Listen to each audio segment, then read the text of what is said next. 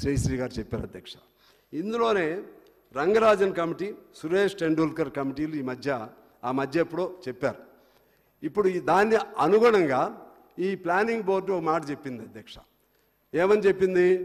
భారతదేశంలో ఇక పేదరికం లేదు, కేవలం 2-3% ఉంది, ఇక పేదవాళ్ళు ఎవరు లేరు. వీళ్ళు చెప్పారు. మాకు ఆశ్చర్యం ఉంది, పేదవాళ్ళు ఎవరు లేరని ప్రభుత్వమే ప్లానింగ్ బోర్డే చెప్తుంది. ఎట్లా దీని లెక్క ఏంటంటే, పట్టణాల్లో 33 రూపాయలు పైన 1 రూపాయి వచ్చినా సరే వాడు ధనవంతుడు అంట. 33 రూపాయల లోపు రోజుకి ఉండవాడే పేదవాడంట. ఇవాళ అందరికీ వస్తున్నాయి కాబట్టి వాడు ధనవంతుడు. అదే గ్రామాల్లో 27 రూపాయలు అంటే 28 రూపాయలు వచ్చినా వాడు ధనవంతుడు. ఇది లెక్క అధ్యక్ష. అందువలన ఇటువంటి పేదరికపు లెక్కలు చెప్పి పేదవాడి కడుపు కొట్టేటువంటి వీళ్ళని ఆ వరవడిలో ఆ బురిడిలో పడకుండా ఈ ప్రజాపాలనగా చెప్పే కాంగ్రెస్ ప్రభుత్వం కొన్ని జాగ్రత్తలు తీసుకోవాలని చెప్పి నేను కోరుతున్నాను. అందులో భాగంగా అసంఘటిత రంగం ఉంది. ఈ అసంఘటిత రంగం సంబంధించి తెలంగాణ రాష్ట్ర వ్యాప్తంగా ఈపీఎఫ్ పొందుతున్న ఒకటే పేజీ ఉందో టగడా చదివేస్తా అధ్యక్ష, మధ్యలో డిస్టర్బ్ చేయకండి ప్లీజ్. తెలంగాణ రాష్ట్ర వ్యాప్తంగా ఈపీఎఫ్ పొందుతున్న ఉద్యోగులు 1,07,00,000 మంది ఉన్నారు.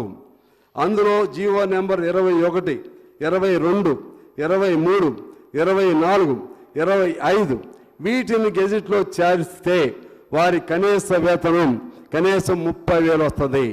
గెజిట్లో ఈ జీవోల్ని ఈ ప్రభుత్వం, అప్పుడు బీఆర్ఎస్ ప్రభుత్వం జారీ చేసింది. దాన్ని గెజిట్లో చేర్చలేకపోయింది. దాని మీద రేవంత్ రెడ్డి గారు కూడా లెటర్ రాశారు, వాటిని గెజిట్లో చేర్చమని. అందువలన అది ఆ విధంగా చేస్తే 1,07,00,000 మందికి ఇమీడియట్గా బెనిఫిట్ దొరుకుతుంది అధ్యక్ష. అదేవిధంగా 2000 వారికే 2000లోను 2005లోను వీడిఏ పాయింట్స్ను దాన్ని తగ్గించడం వల్ల అంతకుముందు ఉన్నటువంటి కనీస వేతనం కూడా తగ్గిపోయి ఇవాళ 9,000, 10,000, 11,000, 12,000 ఇది వాళ్ళ జీతం అధ్యక్ష. ఈ విధంగా ఇది ఏళ్ల లెక్కలో 1,07,00,000 మంది ఉన్నారు. అదేవిధంగా ఫైనాన్స్ వాళ్ళు డైరెక్ట్గా ఇచ్చేవాళ్ళు 4,500,000 మంది ఉన్నారు అధ్యక్ష.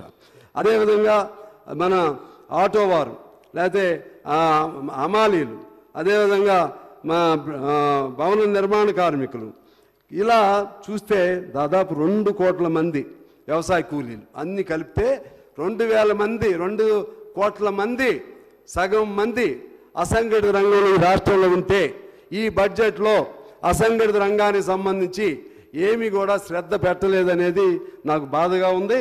దానిపైన ఎట్లా సరిచేస్తారో ఈ ప్రభుత్వం ఆలోచన చేయాల్సిన అవసరం ఉంది అధ్యక్ష. ఇందాక నేను చెప్పినట్టు 4,68,000 మంది డైరెక్ట్గా ప్రభుత్వం దగ్గర నుంచి వాళ్ళు ప్రభుత్వ లిస్టులో ఉన్నటువంటి అవుట్సోర్సింగ్ కాంట్రాక్ట్ కార్మికులు అధ్యక్ష. అదేవిధంగా కాంట్రాక్ట్ కార్మికులు ఆ లెక్కలో 66,347 ఉన్నారు. అవుట్సోర్సింగ్ 1,14,000 మంది ఉన్నారు. అంగన్వాడీ 61,571 మంది ఉన్నారు. మధ్యాహ్న భోజనం 54,201 మంది ఉన్నారు. వాళ్ళకి ఇచ్చేది 3,000 అధ్యక్ష నెలకి. జిహెచ్ఎంసీ, నగరపాలిక, మున్సిపాలిటీల్లో 71,000 మంది ఉన్నారు. వాళ్ళకి ఇచ్చేది కేవలం 12,000 మాత్రమే. యూఓఏలు 17,983 ఉన్నారు. వారికి ఇచ్చేది 5,000 మాత్రమే. Full time, part time, NMR పేరుతో ఉన్నటువంటి వాళ్ళు ఉన్నారు. వాళ్ళకి ఇచ్చేది వాళ్ళు దాదాపు 8,000-9,000 మాత్రమే. అలాగే మిషన్ భగీరథలో దాదాపు 15,000 మంది ఉన్నారు. వాళ్ళకి ఇచ్చేది 9,000 అధ్యక్ష. అలాగే ఏఎన్ఎం 2, జిఎన్ఎం వీళ్ళందరూ దాదాపు 17,000 పైన ఉన్నారు. అంటే ఏఎన్ఎం 1 అందరూ కలిపితే. ఏఎన్ఎం 2లకి అయితే అతి తక్కువ 10-11,000 వాళ్ళకి శాలరీస్ ఇస్తున్నారు. ఆశా వర్కర్లు 28,009 మంది ఉన్నారు. వాళ్ళకి 9,750 ఇస్తున్నారు. వైద్య విధాన ఆసుపత్రులు పనిచేసే వాళ్ళు 15,000 మంది ఉన్నారు. వాళ్ళు కూడా ఈ అవుట్సోర్సింగ్ కాంట్రాక్టు లేకపోతే ఎప్పుడు తీస్తారో తెలియని ఉద్యోగాల్లో ఉన్నారు. గ్రామ పంచాయతీల్లో 53,185 మంది ఉన్నారు. వాళ్ళకి ఇస్తుంది కేవలం 9,000 మాత్రమే. అదేవిధంగా ఆటో వర్కర్స్ దాదాపు 10-11 లక్షల మంది ఉన్నారు అధ్యక్ష. అలాగే జొమాటో గిగ్ వర్కర్స్ వాళ్ళు కూడా కొన్ని లక్షలాది మంది ఉన్నారు.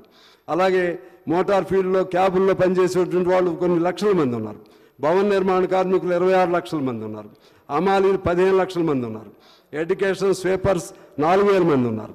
అలాగే యూనివర్సిటీల్లో contract, part time, guest time scale వీళ్ళందరూ పేరు విడివిడిగా ఉంటాయి, కానీ చెప్పేది ఒకటే చదువు. వాళ్ళు చదువుకున్న కూడా ఒకటే.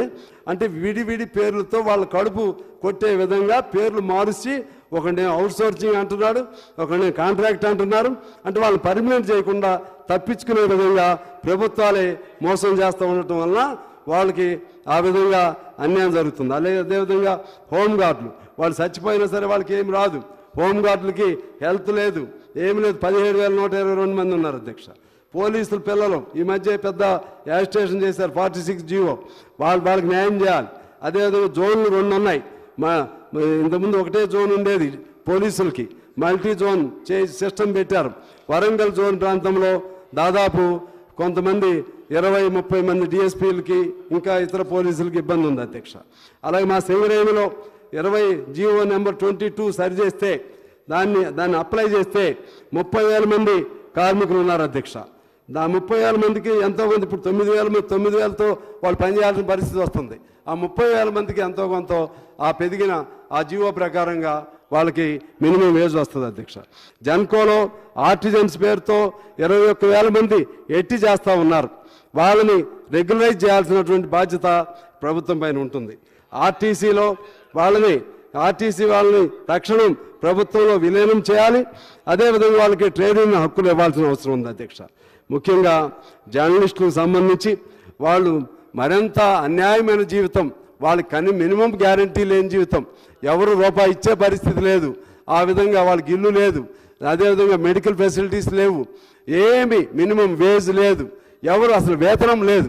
అందువలన జర్నలిస్టులకు సంబంధించి కూడా వాళ్ళకు పాలసీ పెట్టాలి, వాళ్ళ బ్రతుకు తెరువు కూడా చూడాల్సినటువంటి అవసరం ఉంది అధ్యక్ష.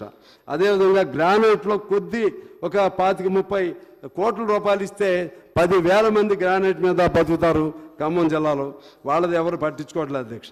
అగ్రిగోల్డ్, సహారా పెద్ద కుంభకోణాలు జరిగినాయి. కొన్ని వేల మందిని మోసం చేశారు.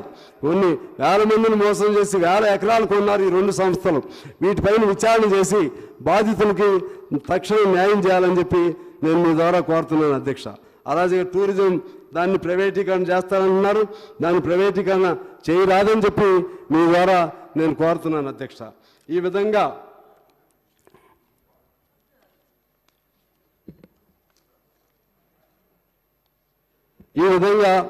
పేదవాళ్ళు ఇంకా చాలామంది ఉన్నారు అధ్యక్ష.